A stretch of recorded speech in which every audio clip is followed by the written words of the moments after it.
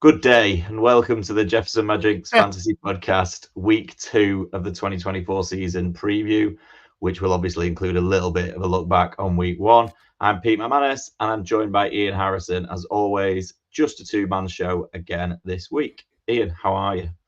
Yeah, good mate. Yeah. Just about getting over the weekend. How about you?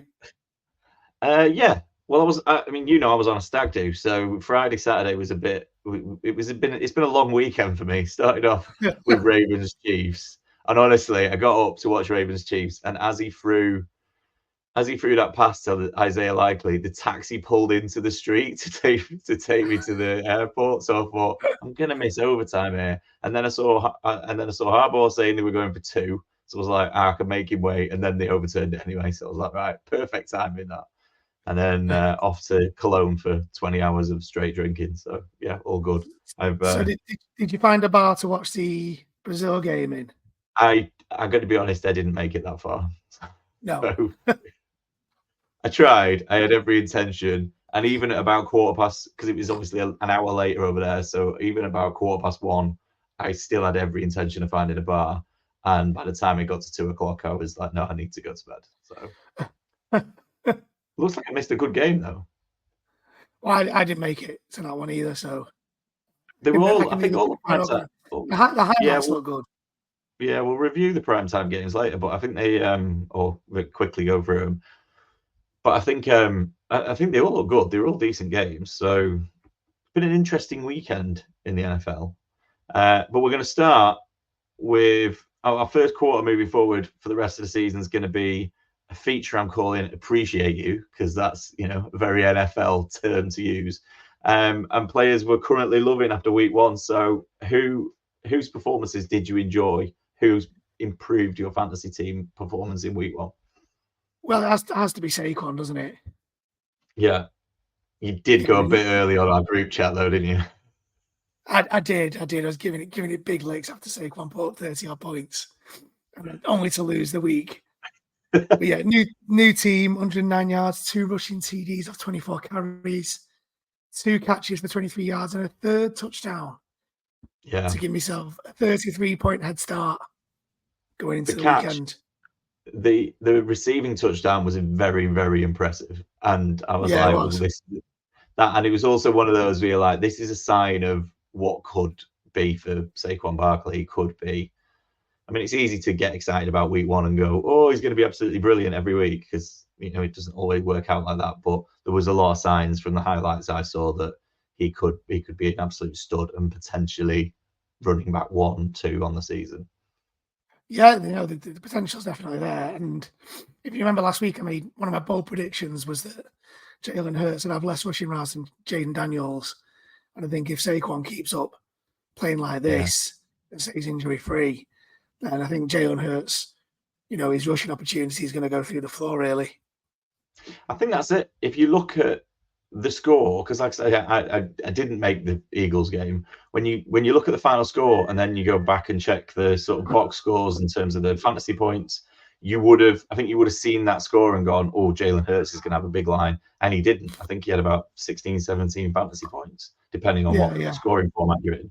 So I think as an owner, you're going to be a little bit disappointed, especially as they put up good points in the game. Yeah, and one of Saquon's rushing touchdowns was perfectly set up for some Jalen Hurts nonsense as well. So it was nice they didn't even attempt it. Yeah. This was the one year where I've come into the season going, I quite fancy a bit of Jalen Hurts. So it was inevitable that it was going to Saquon Barkley was going to take over. I'm going to throw in one that's a little bit left field because I was looking down all of my rosters and I've scored quite well in some leagues this week, and I've scored quite well in the ones that are really important to me, without having anybody that's really massively delivered. Like there wasn't a massive score. I think Jaden Reed was one of my biggest scorers, but every league I had him in, he was sat on the bench. But Brandon Aubrey, what a player he is. What sport are we talking? What sport are we talking? Honestly, mate, I think he's now number 1 kicker in the league. Really? Yeah. If you gave me one kick, 50 yards, who do I want? He would be the one I'd want. And because I mean, there was one that was a bit close, but every single time, and I don't know if you saw it, but the end of the first half, he hit a 66-yarder with space.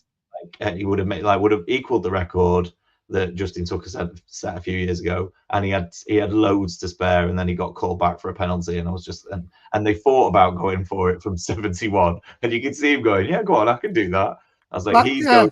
Well, I was watching that, and I was like, just do it, just go for it. Yeah, he's going to be, and the only reason they didn't do that was because they had a return man back, and he was like, actually, we've got hold of this game.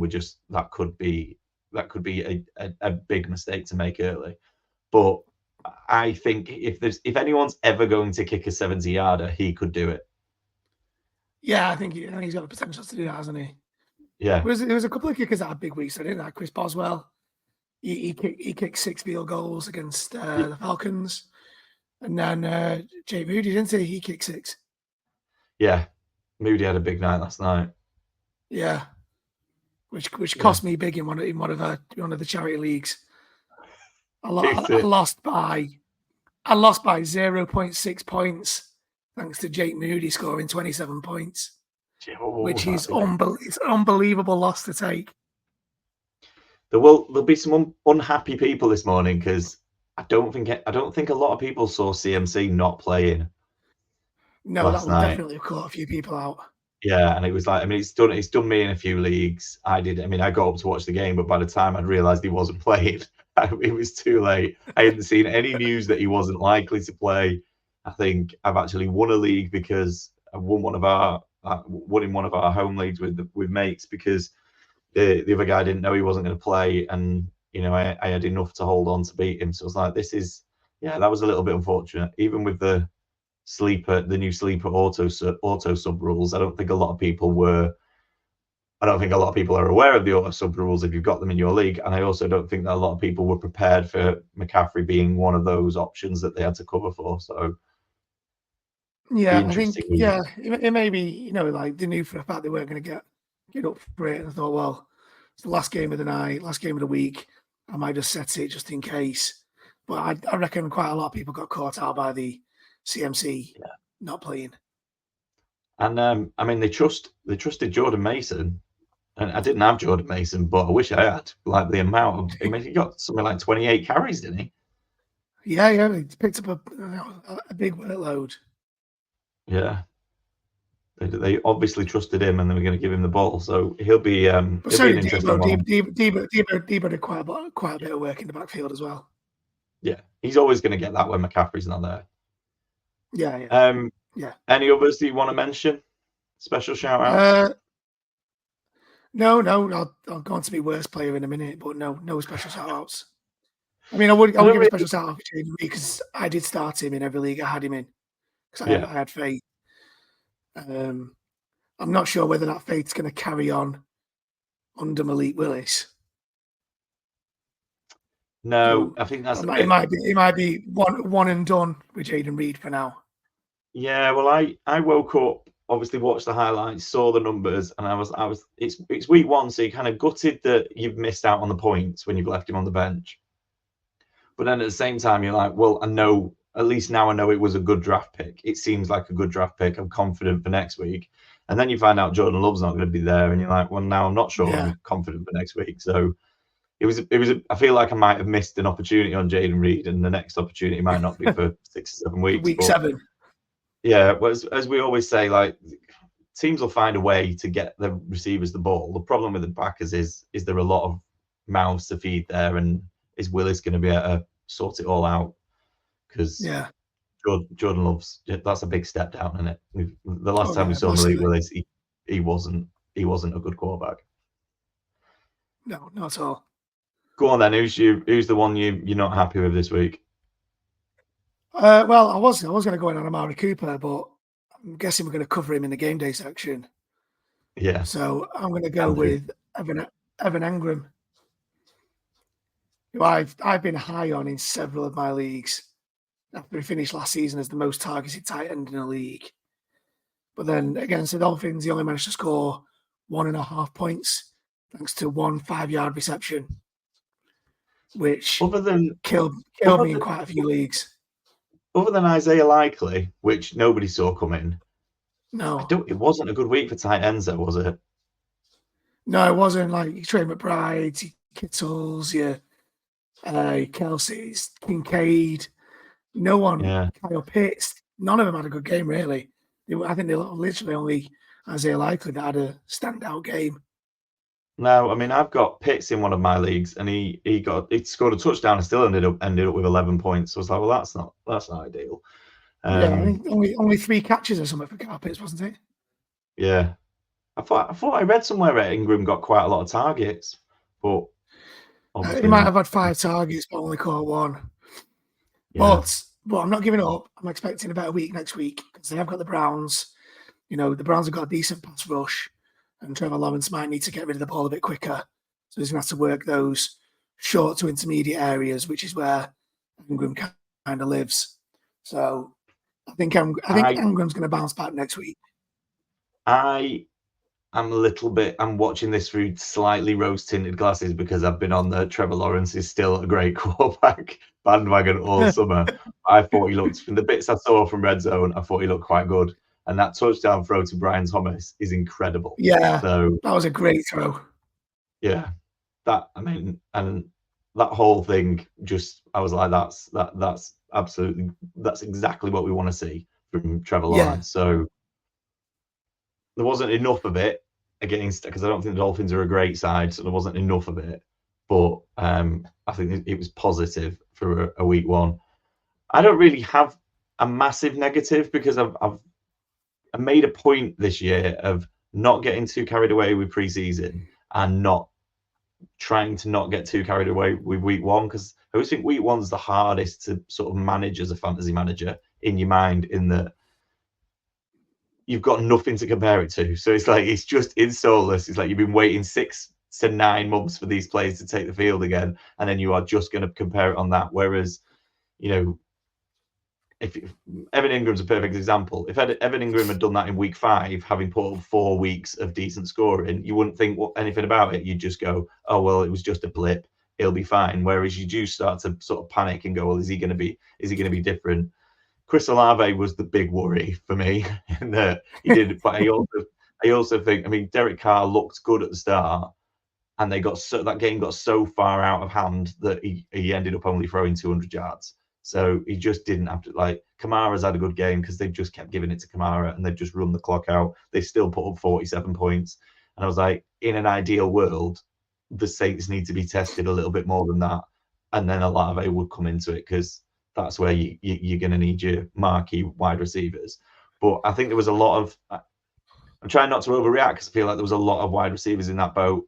Amon-Ra St. Brown was another one. It's like getting completely outscored by Jameson Williams. But, that's not going to happen every week. It's just one of those things, just a week 1 surprise. And then I'm trying not to panic too much and hope that as we get into next week, it was just a one-off. Yeah, you've got to take that approach, haven't you? It's the first week of the season. You can't, depending on the player, you can't go writing them off immediately, can you? I thought this week was one of those where there was a lot of players not really scoring massive, but like my whole roster in some of my leagues was like, it's like James Cook, Isaiah Pacheco, players like that where you're kind of going, yeah, it was all right. It wasn't massive. I'm not really worried about it, but it wasn't, it was not really moving the dial at the same time. So I thought it was an interesting week 1. I enjoyed it. We'll get onto a couple of the bigger stories later in the podcast. But yeah, for me, I'm not really worried about anyone. I mean, I was already worried about Chris Olave because I have him in far too many leagues. Yeah, but the thing is, you draft these players, you might have started your drafts months ago, but you draft them for a reason. You got that belief in them. You can't walk away from after one good game, either dropping them or looking for trades, unless you're seeing something that you don't really like. Maybe you're a big Mark Andrews fan. You don't like the way that Isaiah Likely was on the field more of the time. Yeah. But you can't walk away from players you drafted months ago because you still got to have that belief after week 1. Agreed.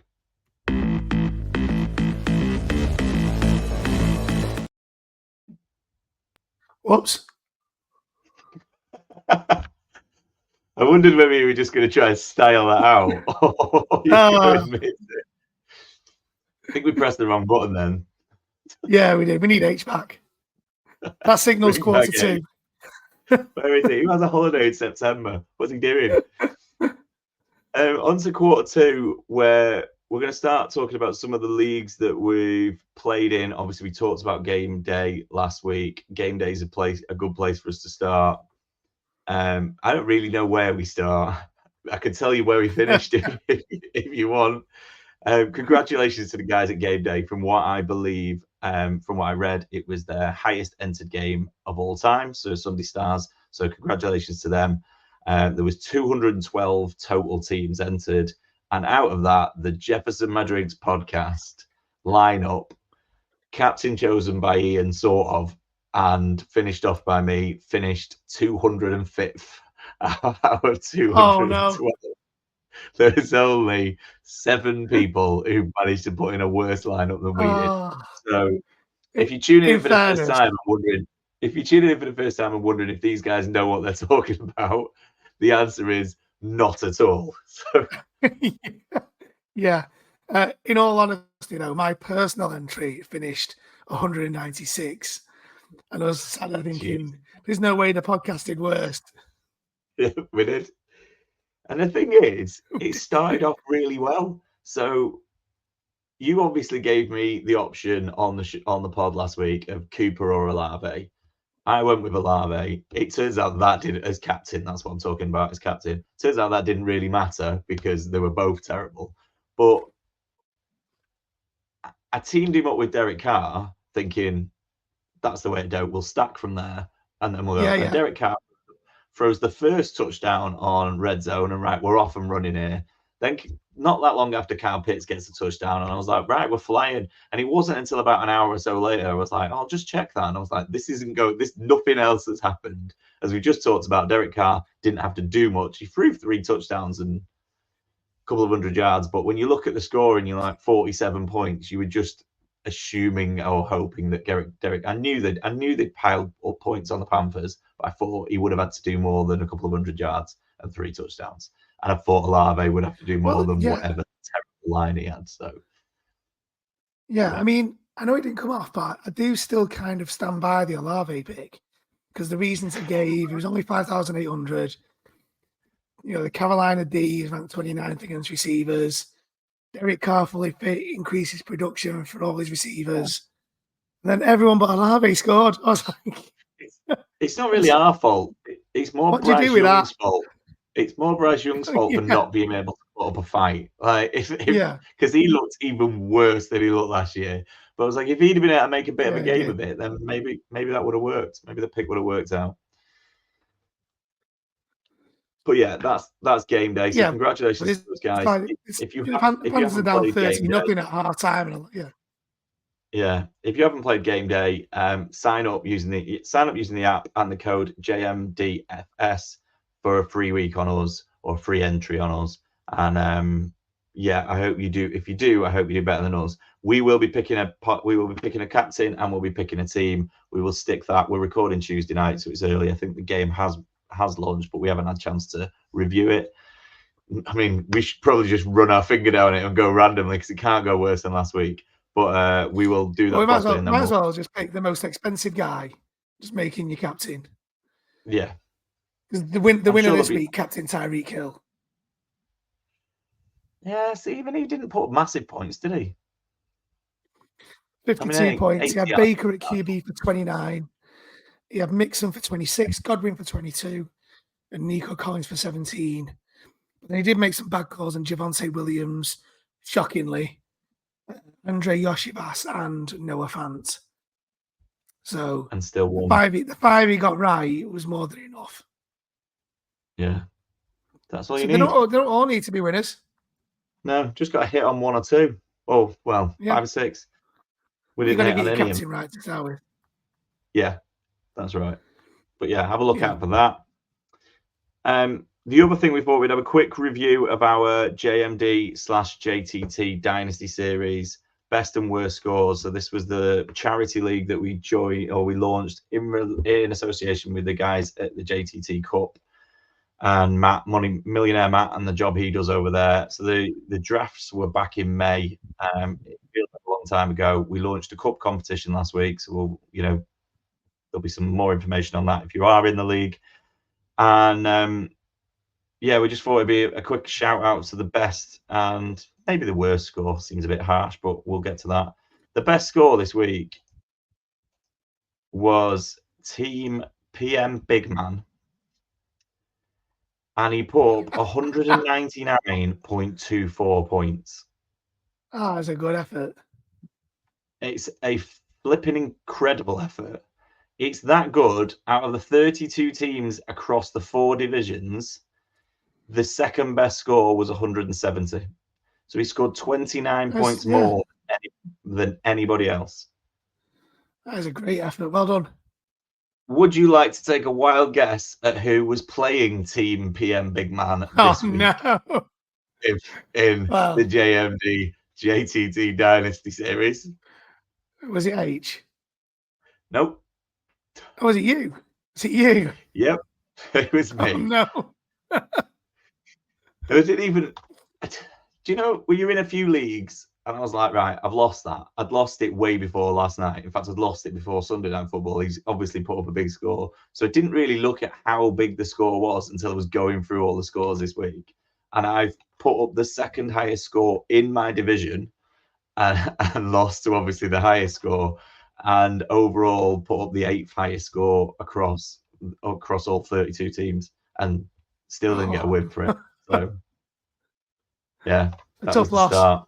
Tough loss. It is. It's a bit of a blow to me that that one hurts. Some other good scores in there.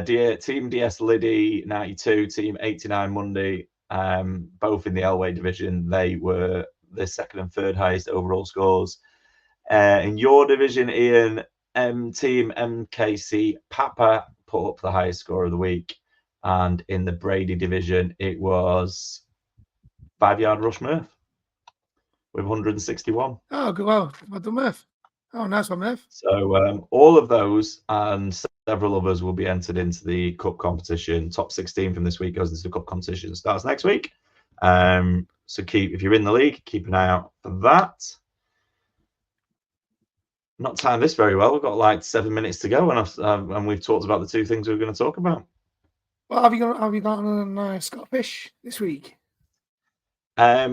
Scott Fish, I got destroyed. Badly. Yeah. What do you get wrong? Because if you get the scoring wrong on Scott Fish, you are in a mess. What's your definition of badly? Because I would say 231 to 156 is a pretty big beating. Yeah, that's badly. That is badly. But did that get you a bonus win against the league median though? It didn't. I missed the league median by 4 points. So see, I missed my league median by 12 and got a win. If there's any consolation, you'd have beat me. Score. Hey? Yeah, I was gonna say you'd have beat me with that score. Yeah, those are the sort of consolations I want. Well done. The one that really hurt me was the Warrior Bowl, because I was on to win that until McCaffrey got ruled out. So I lost by 11 points. Yeah, that's the one I lost. Go on, sorry. I think we all know McCaffrey would have got me 11 points, so that was a bit of a painful one. Yeah, that was the one I lost by 0.6 because of Pete Moody. Yeah, so we both got a screwing because of the Niners there. Well, but I thought it was unfair winning that. I've already had what will probably be my closest defeat of the year as well in one of my other redraft leagues that I'm in. I got beat 135.72 to 134.82, so a 0.90 defeat. So I was like less than less than a point. I was like, that was the one I was watching today, going, I wonder if there's going to be any stat corrections. I mean, it finished on Sunday, but I was still looking for a stat correction from somewhere just to give me that one extra point. But that is a point. I hope there isn't for the Warrior Bowl and get a 0.6 point swing. That'd be immense. I don't know what the deadline is on that.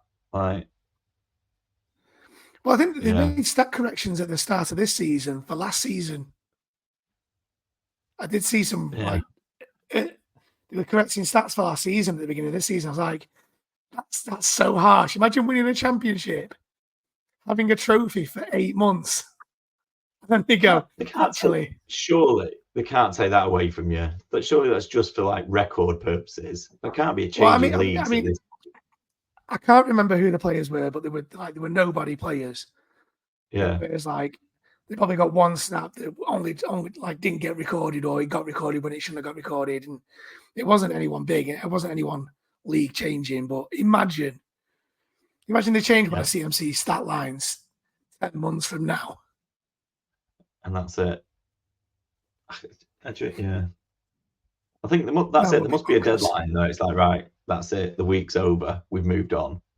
I mean, they've put all the 1s and 0s, or 2s and 1s and 0s, depending on what league you're playing in the win-loss column. So just before we move on to quarter 3, then we haven't put in anything about waiver wire. We weren't going to talk waiver wire, but we've got a few minutes. So who are you thinking across your leagues? Who's the big focus?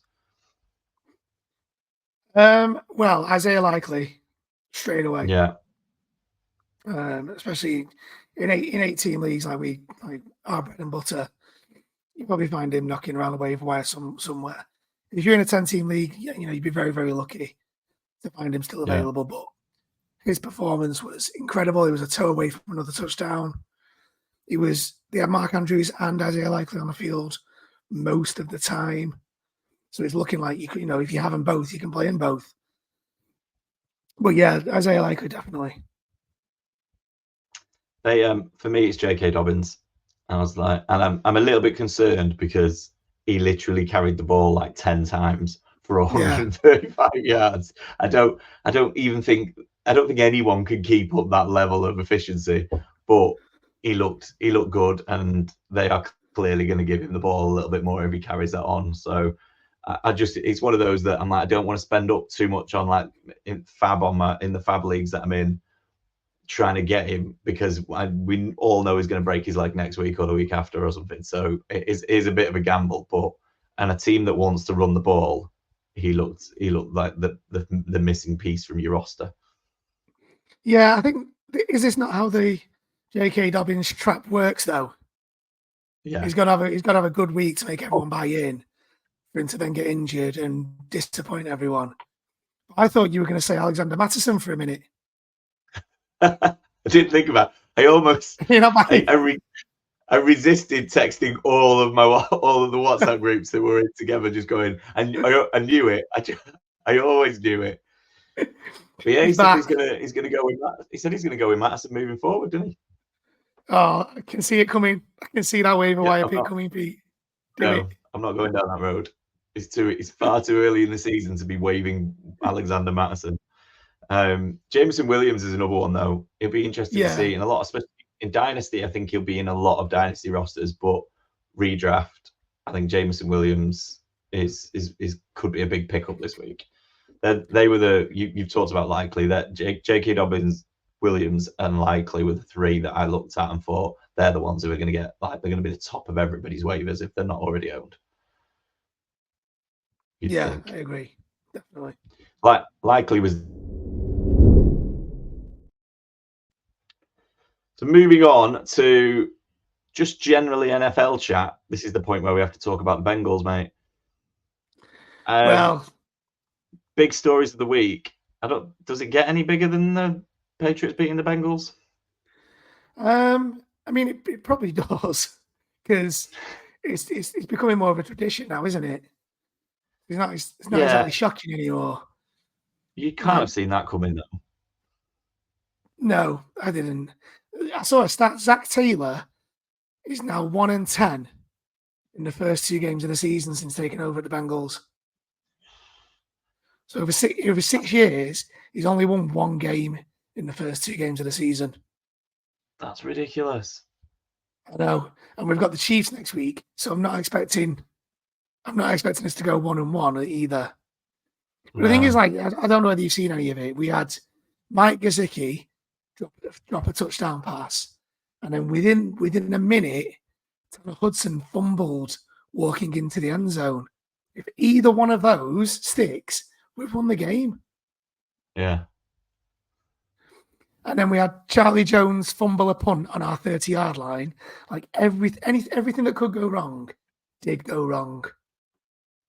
I saw the Gesicki one because he celebrated like it was a touchdown and just went off absolutely. And it was only when they reviewed it like the second. It was only when you showed like the second or third angle you were like, "You've dropped that, mate. That's not a touchdown." Nobody's buying it. How did Ja'Marr Chase look? He caught 6 for 6. We just didn't get the ball to him enough. Yeah. There was a moment with the game on the line, backed up in our own half, 3rd and long, and we had Ja'Marr Chase, man coverage, single high. We just didn't even go to him. Do you think is that because he's not been disappointing? Having not been in maybe training? It could be. Yeah, it could be that. I mean, we were missing our first round draft pick, Marius Mims, in our O line, so that might have been a contributing factor. And then I don't know. On defense, we looked terrible. We couldn't stop the run. We made Ramondre Stevenson look unbelievable. He was getting so many yards after contact. It was ridiculous at times.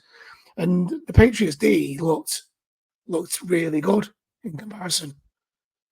Yeah. So I can't. I mean, I can complain, but I won't, because we a couple of things go our way and we've won that. So we were just unlucky, really.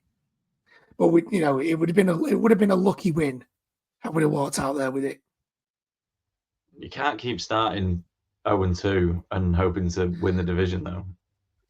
No, I guess not. But we did it the year we went to the Super Bowl.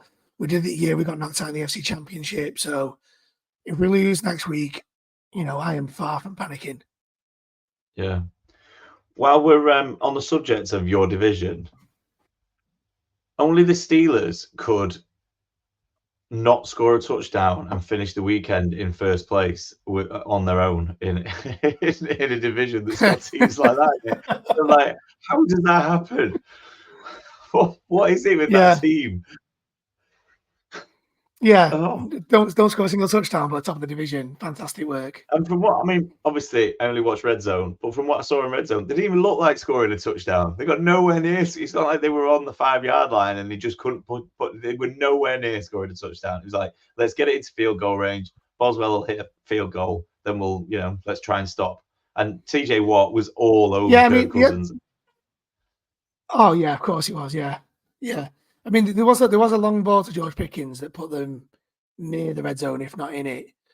But then Pickens got called back for one of the harshest offensive pass interferences you are likely to see, which I really enjoyed. To be fair, I enjoyed seeing it. Like, I could have killed the lad. I don't. But then. It was a tough start, but the Falcons were underwhelming in that game as well, weren't they? Yeah, absolutely. Like, I think when they've gone down the field, Pitts and London improving, and it just didn't happen. No, and when they've gone down the field, I'm wondering if some point. Go on. I'm just wondering if some point we're going to make a public apology to Art Smith. Because maybe it wasn't the problem after all. I think let's not get carried away. It's only week 1, so let's give him let's give him a few more weeks to show it was him. It was him. He is the problem. That'd be no. The Steelers were the one thing that came out of this. I mean, we could talk about the Texans and the Colts, but I don't think we need to because H isn't here. So although we could talk about if you want to talk about Anthony Richardson's absolute bomb of a touchdown throw. Absolutely incredible. I don't know. I don't know how. I don't know if you watched that video I shared earlier. I don't know how he throws it that far. It's unbelievable. Oh, from the sky cam. Yeah, Yeah, great he's throw. thrown it the best part of 70 yards, having Yeah. just stumbled and had to take a step back. Yeah. I think It was nuts. we're gonna have to talk about Caleb Williams, aren't we? What we can talk about? I mean, he got away with it, so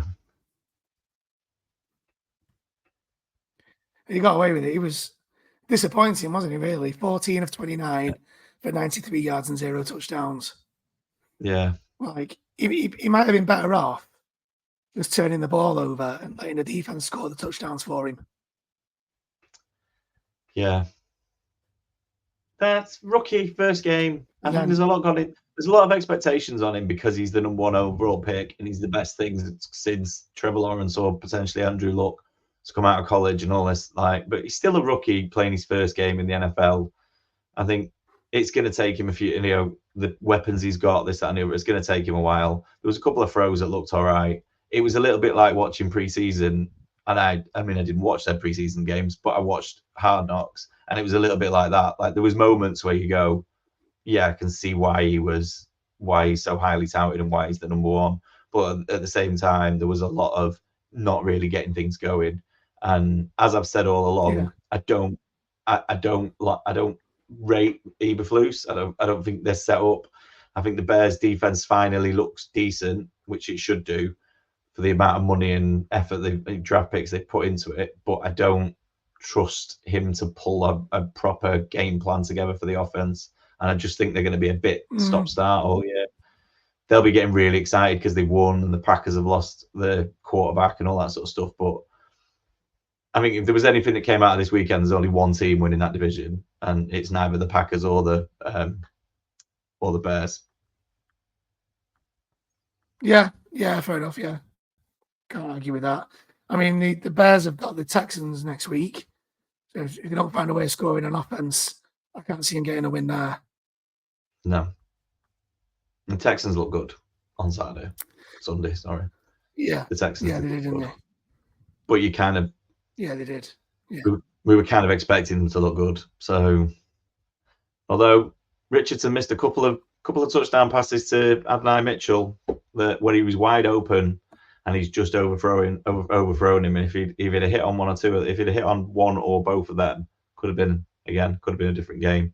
But it always felt like the Texans had a little bit more than we did, unfortunately. How did you watch the 49ers last night? No, I didn't know. Because they looked good.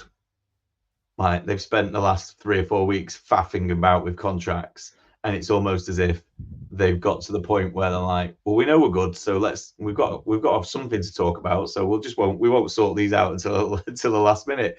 But even without McCaffrey, they went in last night, and there was one drive where the Jets went all the way down, and Breece Hall got touchdown. But other than that, offensively, defensively, they just did what they wanted to do with the Jets. And eventually the Jets just went, yeah, let's pull Rodgers out of this and put Tyrod Taylor in for a couple of drives and start again next week. And I couldn't really blame them, to be honest, because they were never going to win that game. No. While we're talking about quarterbacks that probably should have been pulled earlier, Bryce Young. Oh, awful, isn't he? Bryce, oh my word, terrible game. I'm starting to feel sorry for him now. 13 of 30 for 161 yards and 2 interceptions. And they were down 30-0 at halftime. I mean, just pull him out of the game. Like, you're not doing his confidence any good by keeping him in that game. No, I can only assume though they need him. He's like, right, you need reps. We need to try and build that confidence up a little bit. Like, you can't build that confidence up by ripping him out halfway through game 1 and sticking him on the bench, can you? So it doesn't say a lot of the coach and the team. Right. Game's gone. Yeah. I think he should have been pulled, but Andy Dalton did end up finishing that game for the Panthers. which, I'm a big Andy Dalton fan, so I enjoyed that one. I didn't We've even know got the quite a Andy few Dalton. injuries to talk about, haven't we, this week? We've got what, sorry? Yeah. Quite a few injuries to go over. Yeah. It's the NFL, innit? Here we go again. Yeah. But it feels like there is a lot. For week one, there's more than usual. I think for me, Puka's the big one. Luckily don't own him in a lot of leagues. I've got him in one, but it's more what it means for Cooper Kupp. I mean, he's just going to throw Cooper Kupp the ball 20 times a game. That was what they tried against the Lions. It worked. That's what they're going to keep doing. Yeah, I mean, it took him to a Super Bowl. So why would you change that? I mean, I'm not interested in really anyone from the Rams on the waiver wire. You got Demarcus Robinson, Tutu Atwell, and Jordan Whittington. And I know there'll be a few people that were high on Jordan Whittington pre-season, but it's likely that those three will just get the ball spread around them, and no one will have enough volume to be relevant, and it'll just be Cooper Kupp getting absolutely spammed. I do think Colby Parkinson, if you can get Colby Parkinson on waivers, I think he might be a good shout, especially if you've lost Jake Ferguson this week. Yeah, I agree with that. Who's going to be out for 3 to 6 weeks. I mean, Shoemaker's probably going to fill in. He's more than capable. But I think Colby Parkinson might be a good shout. I also think, and he probably isn't available on most waiver wires, but I also think Brandon Cooks will see a little bit more than he probably would have done with Ferguson being out. It's not going to help you in your tight end position, but I think he could be, going back to the waiver, I think he could be useful. I tell you what, we're talking about the Rams. Kyren Williams, quite clearly the running back one, by the way. Just wanted to throw that in there. Wasn't worried. Yeah. And what I know you were worried about him being on punt returns. Oh, you mentioned he was on punt returns. I watched the game, and it doesn't matter if you're on punt returns if you just move out of the way and let the ball land every time you have to punt. So he was absolutely fine. He was like, they said I'm on punt returns, but all I have to do is stand here and let it hit the ground. I'm not catching it or doing anything with it. So yeah, doesn't. Yeah. And I didn't see Blake Corum once in that game. No. While we're on kick and punt returns, I was so surprised at the amount of touchbacks that I saw over the weekend. Like this new rule has done nothing to stop teams kicking it out of the back of the end zone. No, I wonder how much of that's going to be. We don't want to be the ones who keep getting done, and we'll see how it pans out, and whether you'll see a little bit more as the season goes on. But I did think that on Friday night, where it was just like every time the Chiefs kicked off, they were like, "Yeah, we're just going to knock that into the back and go from there." It's like we're not getting caught out. We trust our defense, and I do wonder whether, because especially the big game, the primetime games there was quite a lot of good defenses in there, and I do wonder whether teams that don't trust their defense as much are going to be like, right, well, we need to try and do a little bit more on special teams. Whereas if you're the Chiefs and you feel like you've got a good defense and you've got a great quarterback, it's like, why just give them the extra 5-10 yards or whatever, and let's just we think we can still stop them. So it doesn't matter whether they're at the 20, the 25, or the 30. Like, we feel like we can still stop them. So let's just give them an extra advantage. Yeah, I thought we'd have seen more action from kickoffs. So I was quite disappointed about that, really. Agreed.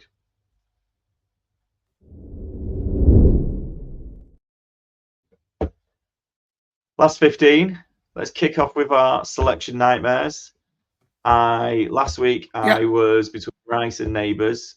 Looked, and you advised me to take Rashee Rice, and I went with Rashee Rice, and that was pretty much the right decision. He looked like he just carried on from the end of last season. Neighbours looks all right, but let's face it, one of them has Mahomes throwing him the ball, and the other one has Daniel Jones shutting his eyes and hoping for the best. So Rashee Rice is always going to be the option there.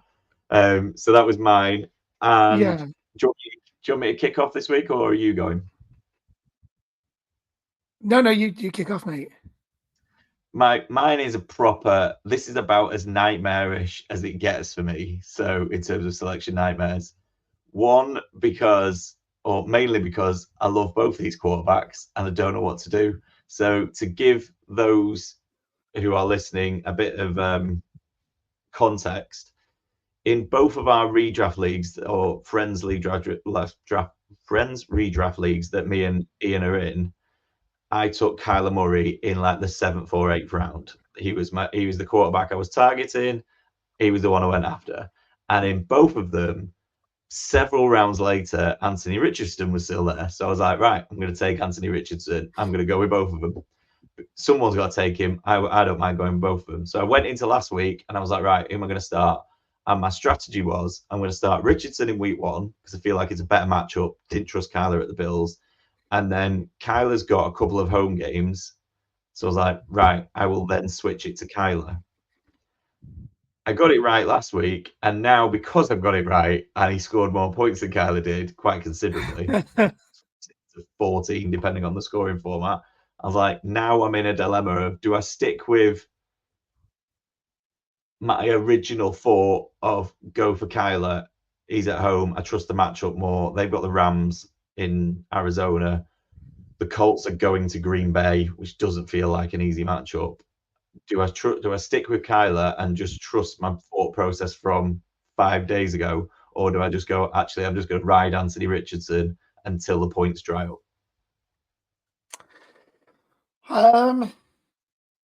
See, my instant reaction is to go with Kyler.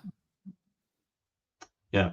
I think against the Rams, they're probably going to need Kyler to have a good game to keep up with Cooper Kupp. And it's Arizona, didn't you say? Yeah. So I think Kyler Murray at home is a better matchup. Because if you look at Richardson going to Green Bay, who have lost Jordan Love, it's probably going to be Malik Willis, unless the rumors are true about him signing Tannehill. But I don't get why they signed Tannehill. If they do sign Tannehill, he won't have learned the playbook by Sunday. So they'll be on a reduced package. They won't be as proactive or as explosive on offense as they are under Jordan Love. They're not going to score as much, which means Anthony Richardson, he's not going to have to ball out as much as he needs to. And he could play a little within himself and probably get away with it. Whereas I think Kyler Murray's going to need to step up and have that big game against the Rams. Yeah. Stick with my original thought. Stick with preseason Pete. I trust your instincts. I mean, I know it's dead easy to be drawn in by, kind of the hot hand or the trends. Yeah. But we all know fantasy football is fickle. He's great one week, rubbish the next. You can't trust him. Like if your plan was to take Kyler Murray for the next couple of games because they're at home in good matchups, stick with the plan. Yeah. Because when it doesn't come off, you'll start second guessing yourself. You're like, should have trusted myself. So don't trust the players, trust yourself. Yeah. Okay. I'm trying to do a little bit more of that this year, like planning ahead. Usually I just go from 1 week to the next. Yeah. Yeah, because we all need to spend more time invested in fantasy football, don't we? Planning for week 8 and 9. Yeah, basically. What's yours, mate? Yeah. Mine, well, last week you advised me correctly, because last week I was between Kyren Williams and DeAndre Swift. And you told me to go with Kyren, which I did, which got me 14 points, and Swift only posted 5. So that got me a win in our JMD JTD Dynasty trophy. So that's thank you for that, Pete. This week, they said it's something, right? This week it's a half PPR. Well, yeah, it's half PPR, and it's DK Metcalf, who is away at the Patriots, or Terry McLaurin, who was at home against the Giants. Oh, that's grim. Have you not got anybody else? That's not the point of this. I think watching over the weekend, the reason this is a nightmare for me is like, has the magic gone from DK? 3 receptions No. for 29 yards against the Broncos, and the Seahawks looked atrocious. They did, but Kenneth Walker looked really good, and I think they got to a point in that game where he's like, he looks really good. Let's just keep giving him the ball, and so I just wonder whether he just wasn't needed that much. What would worry me more than that was coming into this week, Kenneth Walker went off injured. He injured his abdomen, so it's likely going to be carb on it if Walker doesn't suit up. So does that mean DK is going to get a bigger week? Yeah, I mean, I would lean towards DK only because I don't know. That's a tough one. It's a tough one because Jayden Daniels. I didn't check what the end numbers were, but at one point in the second half, I think he'd only attempted something like 3 throws to all of his wide receivers total. He just wasn't. He was dumping it off to the running backs quite a bit, and then running himself, and he just wasn't attempting it through the air. Now, with the Commanders this weekend against the Giants, is it going to be another case where Daniel Jones just keeps giving the ball back to him? And yeah, possibly. The Commanders' offense is on the field a lot that game. You know, he did. Terry McLaurin 2 receptions for 17 yards last week, which isn't ideal. I've heard a lot of people blaming Cliff Kingsbury for not having enough imagination. I think Terry McLaurin played every snap apart from 3 on the left-hand side of the offense, and they gave him 0 pre-snap motions. So it's just line up on the left, mate, run around a bit, and we'll see what happens. So it's just a bit boring for Terry McLaurin, but he does have a great matchup. Is that not exactly what he used to do with DeAndre Hopkins when he was at the Cardinals? I'm sure that rings a bell for me, that he just used to line him up in exactly the same place. But that was DeAndre Hopkins in as close to his prime as you can get, which is a completely different beast to Terry McLaurin. I'm leaning DK Metcalf because I think if he's more likely to have that big bomb touchdown that changes it all and separates the two. I could easily see both of them going for about 8 points and nothing separating them. But if something's going to separate them, it's probably DK Metcalf. He has more of a chance, and he does that over the years. He does have quiet games, and then he'll have like 1 or 2 where he just blows up. Okay, all right, thank you. It's a tough one, that though. That'll be one of the toughest ones we come across this year. Yeah, isn't there one on waivers you can pick? Yeah, I was looking at it, and it was. I have already submitted my waivers, and I have gone in for absolutely no one. I've got no one on waivers in that league. Get Isaiah Likely. Demarcus Robinson's the highest waiver. Gabe Davis. I'm not at Gabe Davis levels yet. No, not that. It's not that bad. Right. Yeah. Primetime games. So we announced last week that we are going to, between the 3 of us, and obviously H hasn't been here the last couple of weeks because he's on holiday, but we did use him for a tiebreaker last week when we didn't agree. We're going to predict the outcome. We're going to predict the outcome of the primetime games, put a bit of money on it. Anything that we've got, anything we win at the end of the year, it's going to go towards charity. And we're in this as a team, so I don't want to start throwing blame around. But we did get 3 out of 4 last week, and I wasn't the reason we didn't get the 4 ones. I know. So, how do you feel about robbing unnamed charity of about 40 quid from week 1? Well, I think the NFL refs actually robbed the charity. They're already in mid-season form, letting the Chiefs get away with false starts. Jawan Taylor just doing whatever he wants pre-snap, and the refs just refusing to call it. Yeah. It didn't take you long to get on the refs favour the Chiefs bandwagon that you're on every year. Well, it was like someone brought up the start. I think it was like 17 times he moved before the snap, and he wasn't called on it once. Yeah. Yeah, it was a bit of that. So They did want to throw some flags as well. So what? Right.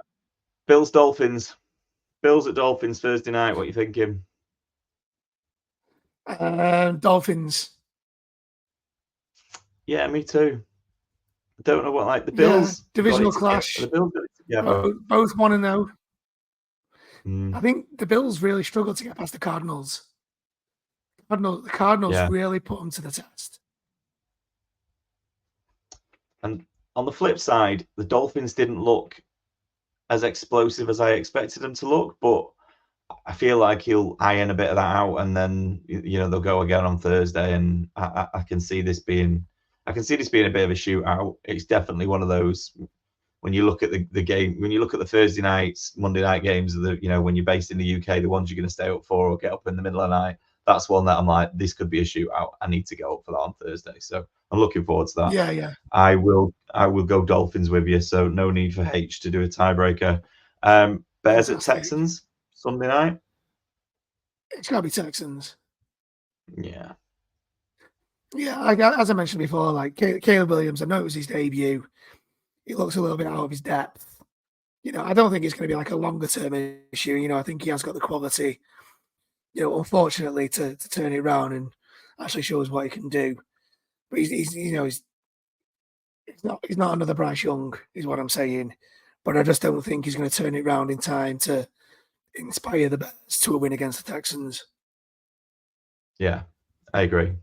I think the Texans will have seen the Colts game as a tough start in terms of going into Lucas Oil, divisional game, not ideal, but then they'll be looking at this one going, right, we'll want to know now, this is where we kick on. And I think Sunday Night Football, under the lights, prime time, CJ Stroud's just going to enjoy that game. And I think that we'll see quite a bit from Tank Dell. We'll see a bit more from Nico Collins. And I think they'll run all over the Bears. And I don't even think it'll be close. Finally, Falcons at Eagles Monday Night Football, which seems like an interesting one for me. Do you want to explain why? Well, because I just think the Falcons are an interesting team. I think the Eagles are what the Eagles are. Like, we didn't see anything differently on Friday to say anything from that. They're going to be a good side. The Falcons were disappointing, but the Steelers have got a good defense. So you just wonder whether, another week, knock some of the rust off. The Falcons are definitely going to get better as the season goes on. Maybe this is a bit early for them, but I just feel like sooner or later they're going to have to make a bit of a statement to go, we are that team that you all thought we were going to be in April and May when we signed Cousins and we drafted the players that we drafted and all that sort of stuff. I just think, I don't know, just think it could be an interesting one. Okay, fair enough. Who are you going to go for then? Eagles. Yeah. I don't even think it'll be close. No, yeah. I mean, like, we all agree that the Falcons didn't look great against the Steelers. Steelers didn't even score a touchdown and still won. Yeah. Which is all you need to know about how the Falcons did on offense. But I think I think this is another big night for Saquon. I think the Eagles are going to get up early. Go ahead by a couple of scores early and then just feed Saquon. I agree. Right. No need for H's input. So Dolphins, Texans, Eagles. No. Don't think we'll get massive odds on that, but it'd be nice to get a little bit of a win after failing in week one. So I will stick that on, and then we'll report back in the week 3 preview next week as to how we did and whether we made any money for our yet to be deemed charity. And the only reason, if anybody wondering why we haven't chosen a charity, is I refuse to choose one until we've actually got some money to send them, because otherwise, what are we picking for? Ian, anything to mention before I wrap up? No, I'm good. I'm expecting this time next week we'll be chatting about the Bengals being 0-2 after getting destroyed by the Chiefs. So looking forward to that combo. Yeah, I'm a little bit concerned that the Colts might be 0-2 with you, to be honest. But I mean, if you're going to go into Green Bay and beat them, not having Jordan Love is probably a good start. So we really need to get a win on Sunday now. Thanks for listening. Sorry, Pete. If H comes back next week and they're 2-0 and we're both 0-2, we might just have to move on from H. Yeah, we might just have to kick him out. Yeah, just lock him out of the pod. It's fine. We're not going to bring him back until they're back at 500, and then he's allowed back on. That's right. Yeah. Thanks for listening. Thanks for watching, as always. Follow us on Facebook, X, Insta, YouTube at JMD Pod, on TikTok at JMD Podcast. Like, subscribe, and share, as it said across the bottom. If you've got this far, thanks, because we've had a little bit of technical issues. There's a bit of a gap between me and Ian speaking at various points, which is one of our internet. So apologies for that. We will try and get that tidied up for next week. But we appreciate you listening, as always. Look out for our updates on socials, and we will speak to you next week.